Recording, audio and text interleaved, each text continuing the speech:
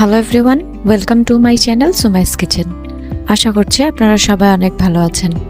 গরুর মাংসের শুটকি কিংবা শুকনা গরুর মাংস যেটাকে বলা হয়, সেই মাংসটাই ভুনা করার রেসিপি আজকে আপনাদের সাথে শেয়ার করব। আমার খুবই ফেভারিট একটা রেসিপি, আর আশা করছি আপনাদের কাছেও এই রেসিপিটা অনেক ভালো লাগবে। তো কথা না বাড়িয়ে চলুন তাহলে রেসিপিটা দেখে নেওয়া যাক। প্রথমে আমি একটা পাতিলে পানি দিয়ে দিয়েছি। দেওয়ার পর এখানে আমি দিয়ে দিচ্ছি শুকনা গরুর মাংস। কিভাবে গরুর শুটকি তৈরি করতে হয় সেই ভিডিও কিন্তু আমার চ্যানেলে দেওয়া আছে, আপনারা চাইলে সেটা দেখে নিতে পারেন।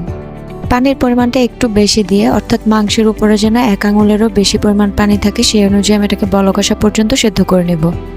দেখতে পাচ্ছেন সুন্দর করে বলক চলে এসেছে, পানিটাও কিন্তু অনেকটাই কমে গিয়েছে। আর এই অবস্থায় এই শুকনা গরুর মাংসটাও কিন্তু সেদ্ধ হয়ে গেছে। এবারে চুলা বন্ধ করে মাংসগুলোকে আমি একটা ছাঁকনিতে ছেঁকে নিব। আর মাংস সেদ্ধ করার যে পানিটা রয়ে গেছে এটা একটা পাত্রে রেখে দিব, যেটা আমরা রান্নার কাজে পরবর্তীতে ব্যবহার করব। এবারে আমি শিলপাটায় মাংসগুলোকে নিয়ে নিয়েছি। এবারে সবগুলো মাংস এক এক করে থেতলে নিতে হবে। মাংসটা সেদ্ধ হয়ে যাওয়ার কারণে খুব ইজিলি কিন্তু এভাবে থেতলে নেওয়া যায়। শুনেছি অনেক আগে যখন ফ্রিজ ছিল না, তখন কোরবানি ঈদের পরে মাংস এভাবেই সংরক্ষণ করে রাখা হতো।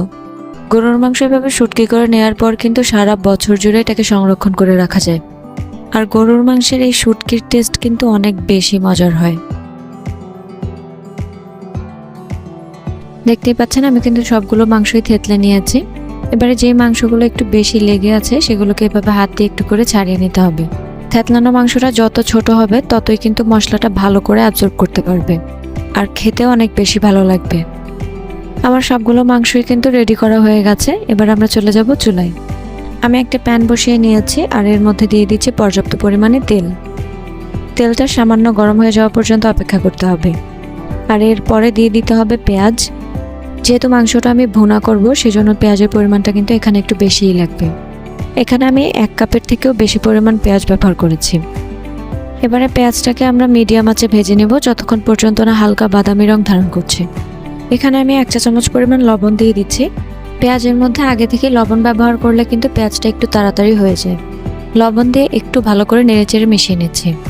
দেখতেই পাচ্ছেন পেঁয়াজটা কিন্তু কিছুটা ব্রাউনিশ কালার ধারণ করেছে। আর এই অবস্থায় আমি দিয়ে দিচ্ছি আদা বাটা। এখানে আমি 2 চা চামচ পরিমাণ আদা বাটা ব্যবহার করেছি। এরপরে দিয়ে দিচ্ছি রসুন বাটা 2 চা চামচ পরিমাণ। আদা আর রসুনটাকে পেঁয়াজের সাথে আমি 1 মিনিট মতো ভেজে নিব। এতে করে আদা রসুনের কাঁচা গন্ধটা খুব ইজিলি দূর হয়ে যাবে। এবার এখানে আমি সামান্য পরিমাণ পানি দিয়ে দিচ্ছি, যেন মশলাটা কোনোভাবে প্যানের নিচে লেগে না যায়। আর এরপরে আমরা বাকি মশলাগুলো ব্যবহার করব। প্রথমে আমি দিয়ে দিচ্ছি মরিচের গুঁড়া। এখানে আমি 3.5 চা চামচ পরিমাণ মরিচের গুঁড়া দিয়েছি। আপনারা কিন্তু আপনাদের পছন্দ মতো মরিচের গুঁড়াটা বাড়িয়ে বা কমিয়ে দিতে পারেন। তারপরে আমি দিয়ে দিচ্ছি হলুদ গুঁড়া 1.5 চা চামচ পরিমাণ। দিয়ে দিচ্ছি ধনিয়া গুঁড়া 1 চা চামচ পরিমাণ। জিরার গুঁড়াও দিচ্ছি 1 চা চামচ পরিমাণ। আর এবারে আমি দিয়ে দিব গরম মশলা গুঁড়া 1 চা চামচ পরিমাণ। আমার ব্যবহার করা এই গরম মশলার গুঁড়ার মধ্যে কিন্তু সব ধরনের মশলাই ইনক্লুডেড।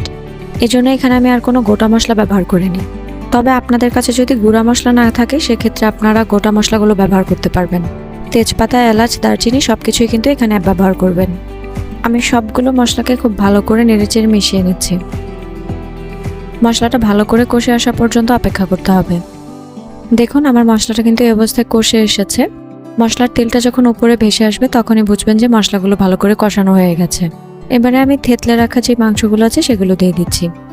মাংসগুলো দেওয়ার পর খুব ভালো করে নেড়েচেড়ে মশলার সাথে মিশিয়ে নিতে হবে।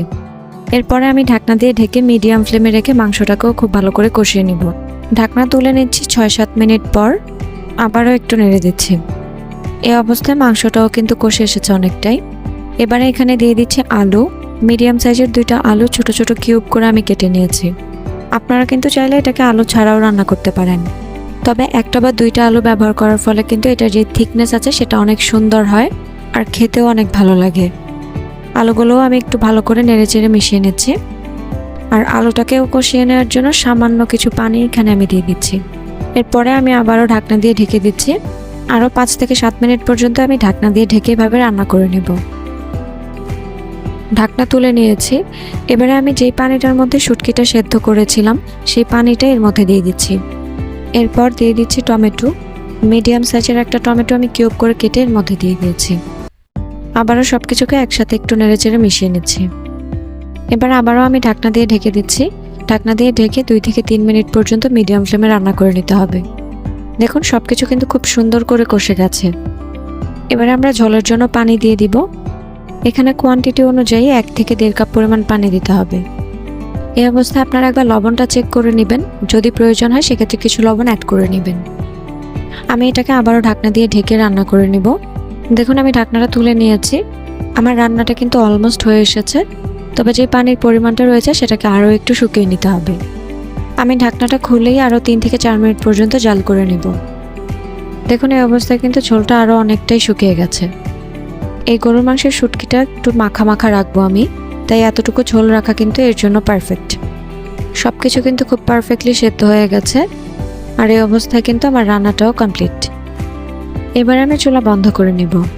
আমি কিন্তু অলরেডি চুলাটা বন্ধ করে দিয়েছি। এই গরুর মাংসের শুটকিটা খেতে অনেক বেশি ফ্লেভারফুল হয়, এত বেশি মজার হয় এটা, যেটা আপনারা একবার ট্রাই না করলে কিন্তু বুঝবেন না। তাই যারা গরুর মাংস শুটকি করে সংরক্ষণ করে রেখেছেন তারা অবশ্যই আজকের এই রেসিপি ফলো করে একবার রান্না করে দেখবেন। আর আপনি যদি এই রেসিপি অলরেডি আগে ট্রাই করে থাকেন তাহলে কিন্তু অবশ্যই আমাকে কমেন্ট সেকশনে জানাবেন। আমার রেসিপিটি ভালো লাগলে লাইক কমেন্ট শেয়ার করতে কিন্তু একদমই ভুলবেন না। দেখা হবে আবারও নতুন কোনো রেসিপি নিয়ে। আল্লাহ হাফিজ।